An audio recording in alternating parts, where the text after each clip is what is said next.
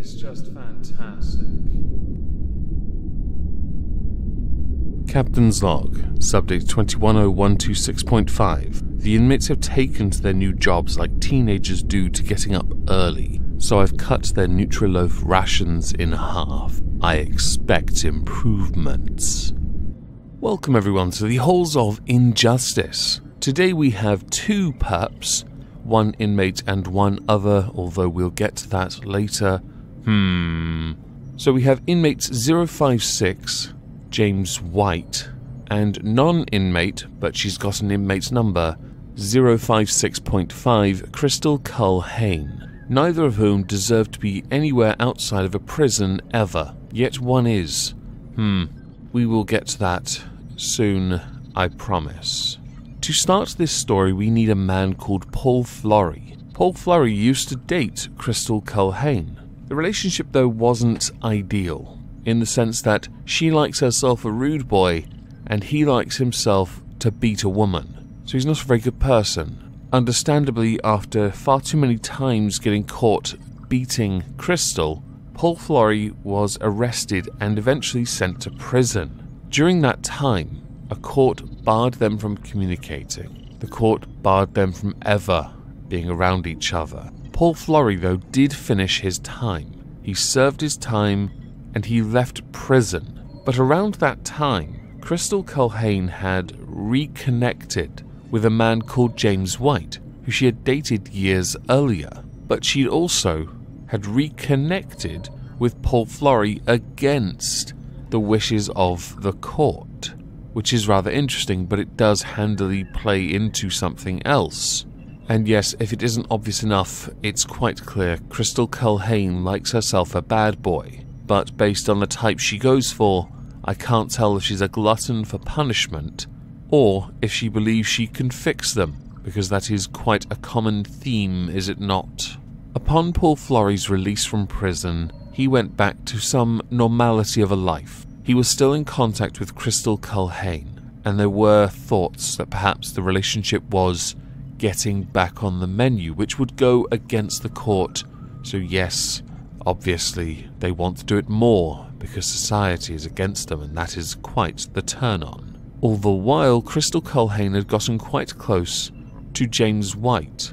James White is quite a wealthy young man, lived in a quite wealthy area, had it all, I guess, and it can be argued that Crystal did in fact use him, which is where we're going to go next.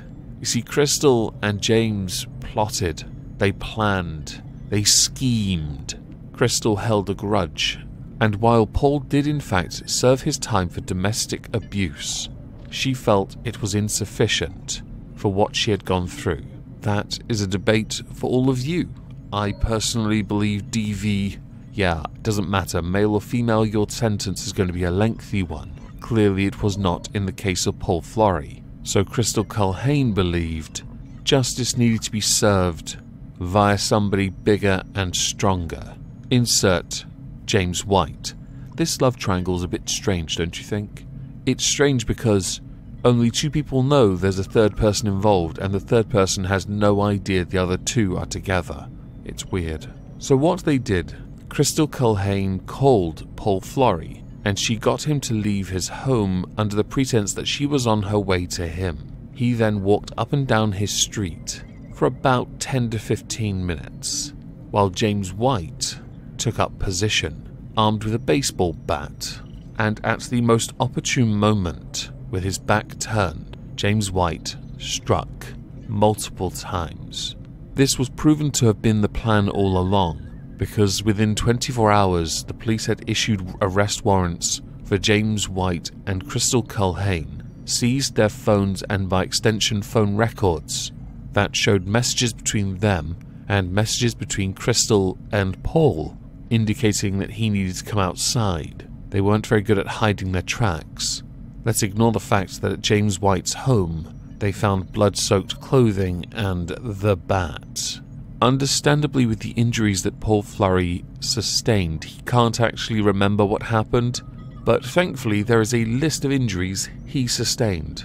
And it is worth noting Crystal Culhane, for reasons I don't yet understand, was arrested on the same day when she went to visit Paul Flory in a hospital, both of whom charged with grievous bodily harm, which, if found guilty, carries a sentence of up to 5 years in prison. The injuries Paul Flory sustained would include several head-related injuries, a number of fractures to the skull front and back, swelling to the eyes and face, with bleeding happening in various locations on his head. He also had excessive bruising on his abdomen and chest. Sounds to me like this was pretty thorough, although obviously they were targeting one place. They must have learnt their lesson from Thanos.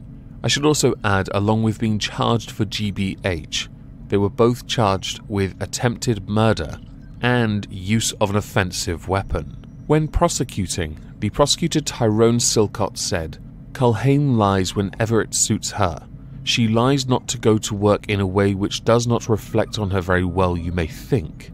Miss Culhane and Mr. White have just had a meal in the Indian. She described him in a message as a gentleman. It is a matter for you, but Mr. White is probably a bit of an upgrade from Mr. Flory. He has a nice flat, got a job, and the police aren't hunting him.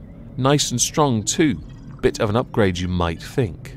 Mr. White and Miss Culhane lured Paul Flory to a location near Mr. White's address at approximately 1:30 a.m. on August 18th, 2019, which is the day after they went on a date together. White and Culhane, that is.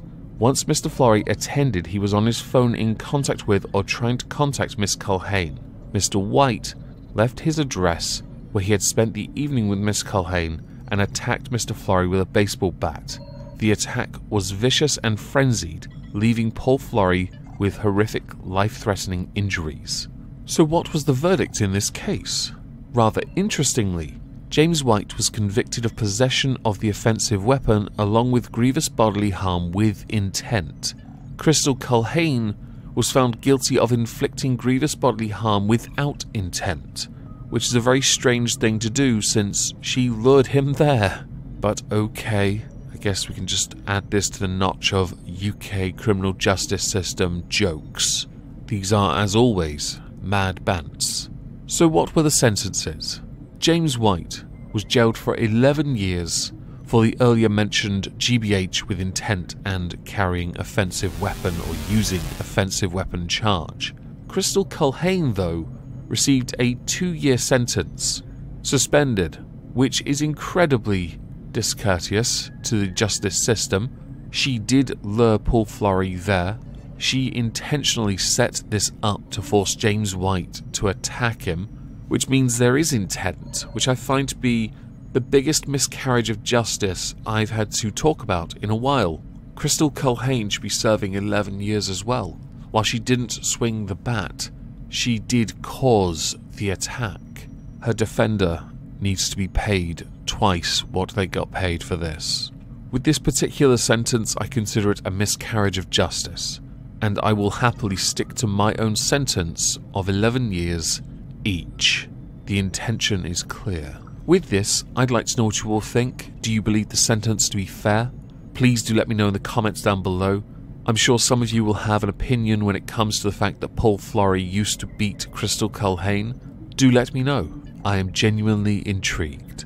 If I don't see you on Twitch tonight, have a great Tuesday. Thank you all for listening.